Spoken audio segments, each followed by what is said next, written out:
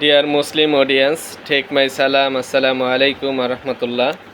Ramadan is a very special month for Muslims. In this month, there is a very special night called Laylatul Qadr. Allah says this night is better than 1000 months. On this night, angels come down and there is speech everywhere.